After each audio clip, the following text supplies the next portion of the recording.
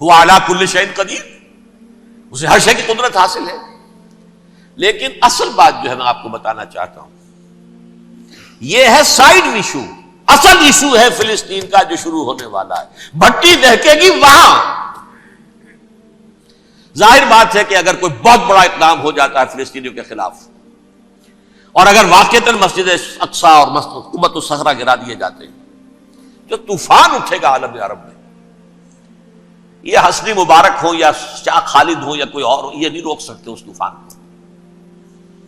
نوجوان خون اٹھے گا، غیرت اور جو بھی حمیت ہے۔ مسلمان ان پڑھ سے ان پڑھ اور بالکل بے دین، وہ بھی مسجد کی حرمت پر کٹ مرنے کو تیار ہو جاتا ہے۔ مسجد تو بنا دی شب بھر میں ایمان کی حرارت والوں نے، من اپنا پرانا پاپی ہے، برسوں میں نماز ہی بننا سکا۔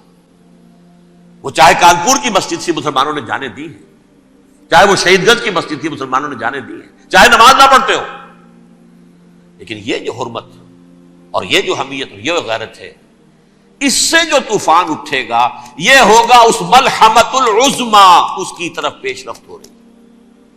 کتاب الملاحم سے احادیث کے حوالے سے کہ جن جنگوں کا حوالہ دیا حضور نے، پیشن گوئی کی ہے، اس کا نقطہ آغاز تھا خلیج کی جنگ۔ صدام حسین نے اسے کہا تھا یہ مدر آف وارز ہے، ام المحارب، یہ ایک جنگ نہیں ہے۔ اس کا نقشہ بھی حدیث میں موجود ہے، پیشن گوئی موجود تھی، اس وقت بھی ہم نے شائع کی تھی۔ لیکن اس میں جو جنگ اب ہونے والی وہ الملحمۃ العظما۔ ملحمہ کسے کہتے ہیں؟ لحم گوشت کو کہتے ہیں، اور قصائی کی دکان کو عربی میں ملحم کہتے ہیں، جہاں گوشت کے ٹکڑے کیے جاتے ہیں۔ آج کل مشینوں سے ہوتے ہیں، اب جو ہے وہ ہاتھ سے چھریوں سے نہیں ہوتے، لیکن ٹکڑے ہو رہے ہوتے ہیں، جسموں کے چیتھڑے اڑ رہے ہوتے ہیں۔ ملحمہ، یہی لفظ استعمال کیا تھا حضرت سعد ابن عبادہ نے رضی اللہ تعالی عنہ یوم فتح مکہ۔ ان کے دل میں تھا کہ اب ہم انتقام لیں گے ان عربوں سے، ان قریش سے۔ الیوم یوم الملحمہ، الیوم یوم الملحمہ، یہ کہتے ہوئے جا رہے تھے۔ ایک خاص کیفیت آج ہے گوشت کے ٹکڑے اڑانے کا دن۔ حضور سے کہا کسی نے جا کر کے صاحب تو یہ کہہ رہے ہیں الیوم یوم الملحمہ، الیوم یوم الملحمہ۔ حضور نے فرمایا نہیں، ان سے کہو جا کر الیوم یوم المرحمہ، الیوم یوم المرحمہ، آج رحمت کا دن ہے، آج تو میں ان سب کو معاف کروں گا۔ لا تثریب علیکم اليوم، میں تم سے وہی بات کہہ رہا ہوں جو میرے بھائی یوسف نے کہی تھی اپنے بھائیوں سے، اذهبوا فانتم الطلقاء، جاؤ تم سب کے سب آزاد۔ وہ ملحمہ ہے جس کو کہ حضور نے حضرت معاذ بن جبل رضی اللہ تعالیٰ عنہ سے روایت ہے، اس میں سے جو ابو داؤد میں روایت آئی ہے، اس میں الملحمۃ العظما، عظما مؤنث ہے اعظم کا۔ آپ کہتے ہیں جنگ عظیم اول، جنگ عظیم دوم، عظیم کا باپ ہو گیا اعظم، سب سے بڑا، اور اس کا مؤنث ہے سب سے بڑی، عظما۔ الملحمۃ العظما، سب سے بڑی لڑائی۔ میرے نزدیک یہ وار کے معنی میں نہیں ہے، بیٹل کے معنی میں۔ انگریزی میں یہ دو لفظ علیحدہ ہیں، وار، بیٹل۔ وار سالوں کو محیط ہوتی ہے، بیٹل کسی ایک خاص جگہ پر جو لڑائی ہوتی ہے اس کو کہتے ہیں۔ حضور کے اور قریش کے درمیان 6 سالہ وار تھی، جنگ تھی، لیکن battles, battle of Uhud, battle of Badr, یہ بیٹلز تھی، لڑائیاں تھیں۔ تو عظیم ترین جنگ شاید اس اعتبار سے نہ ہو جیسے کہ ورلڈ وار 1 اور ورلڈ وار 2، یعنی اس کی وسعت کا اتنا معاملہ نہیں اور طوالت کا نہیں، لیکن جو لڑائی جو ہے بیٹل ہونی ہے، جس کو کہ یہ لوگ، یا چونکہ میں نے کہا تھا شروع میں کہ سرما ہے میری آنکھ کا خاک حجاز و حول قدس، نیو ٹیسٹمنٹ کی آخری کتاب ہے the book of revelation, revelation of Saint John, اس میں آرمگڈون کہا گیا ہے اسے۔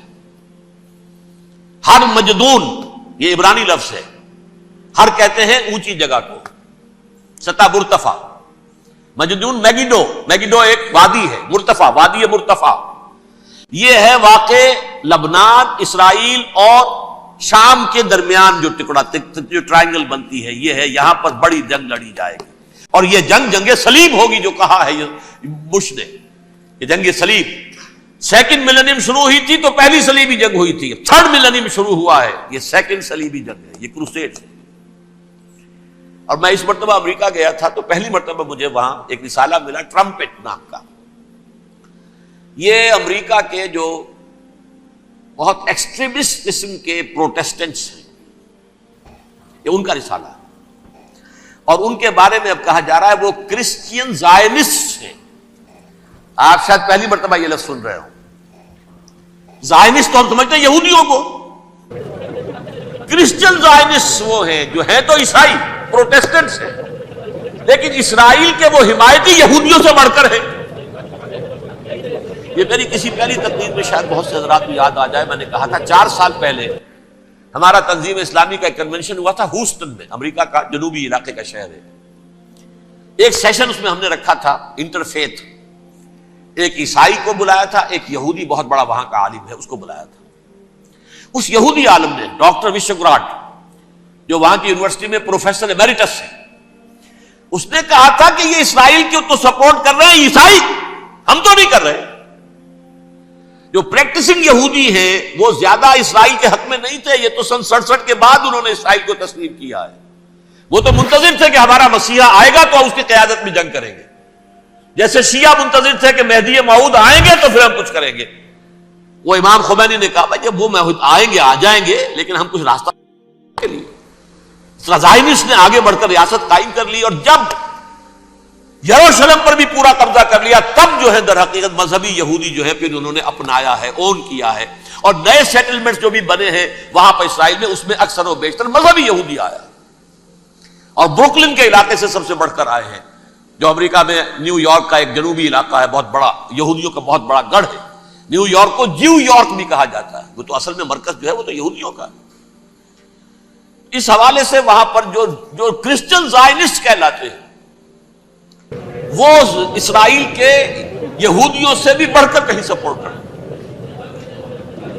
بہرحال اس دوسری صلیبی جنگ کا معاملہ جو میں کہہ رہا تھا، ٹرمپٹ نامی رسالہ، اس کا ایک مضمون ہے دی لاسٹ کروسیڈ۔ اب یہ آخری کروسیڈ ہے جو شروع ہونے والا ہے۔ میں تو حیران ہوں کس قدر کھل کے وہ باتیں کرتے ہیں۔ رومن کیتھولکس کو وہ کہتے ہیں کہ یہ شیطان ہے، یہ پوپ شیطان ہے، یہ یورپ کو اس نے جمع کیا ہے کرسچینٹی کی بنیاد پر، اور اس میں زیادہ تر کیتھولکس ہیں۔ آپ کو معلوم ہے برطانیہ بڑی مشکل سے شامل ہوا ان کے ساتھ، اس لیے کہ وہ پروٹیسٹنٹ کا سردار تھا، ابھی پوری طرح نہیں ہے۔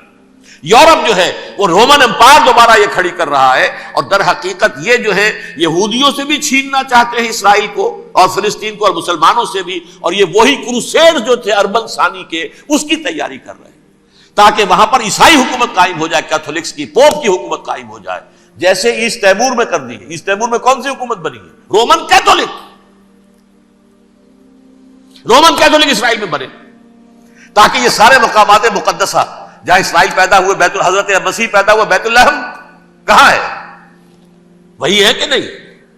جہاں سے ریزریکشن ہوا ان کے خیال میں وہ کہاں ہے؟ وہیں پر ہے کہ نہیں؟ بڑے بڑے گرجے ان کے وہی ہیں۔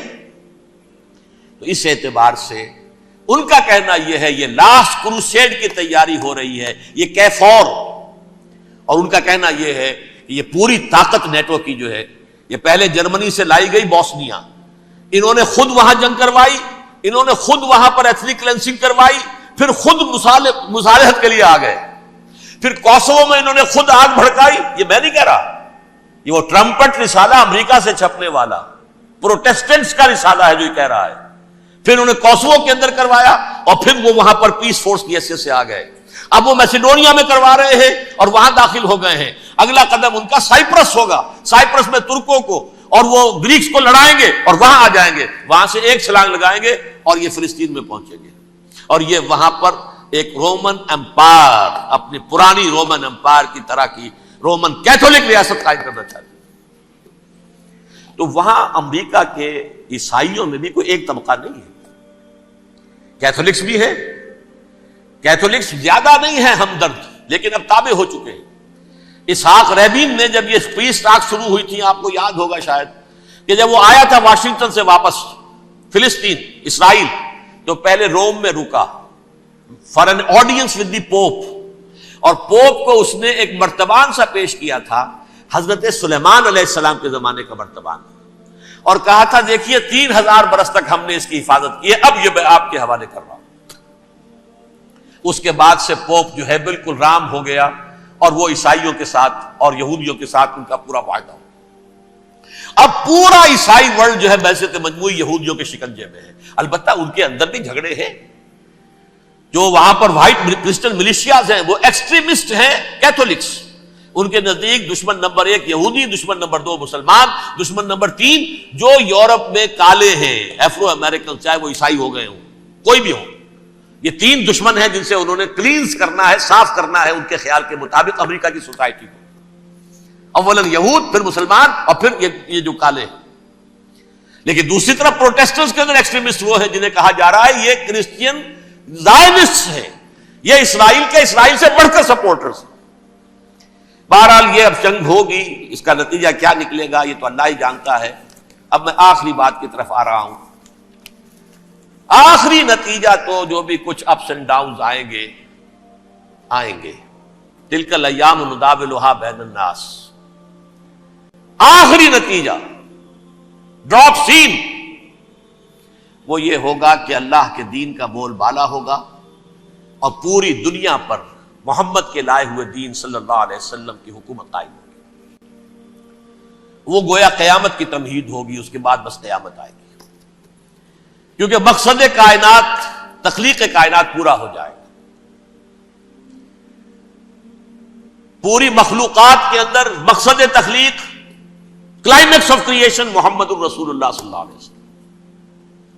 دین کی تکمیل محمد الرسول اللہ صلی اللہ علیہ وسلم. اور اس خلافت عرضی کے لیے جو حضرت آدم کو خلافت دی گئی تھی، جب اس میں وہ خلافت پوری دنیا پر قائم ہو جائے گی اس کا مقصد پورا ہو جائے گا. And that will be the beginning of the end. اس کے بعد قیامت ہے. آخری نتیجہ تو یہ نکلنا ہے. اس سے پہلے سزائیں ہمیں بھی مل رہی ہیں. اور یہاں میں کانٹے کی بات جو چھوڑ گیا تھا اس کو بیان کر دوں. اللہ نے اس مغضوب علیہم قوم کو، اس ملعون قوم کو کیوں اب تک چھوٹ دیے رکھی؟ میں بتا چکا ہوں یہ بڑے عذاب کے مستحق ہو چکے تھے حضرت عیسیٰ علیہ السلام کے زمانے میں. چھوٹ دی ہے، ابھی تک ہے.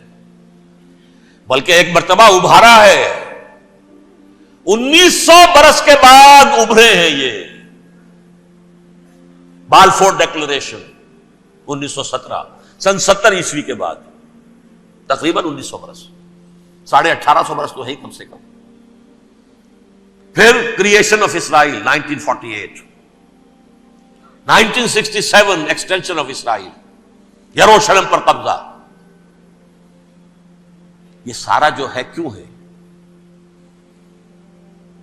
اللہ تعالیٰ اس خیر امت محمد صلی اللہ علیہ وسلم، اس کے بہترین حصے کو سزا ان ملعونوں کے ہاتھوں دے رہا ہے.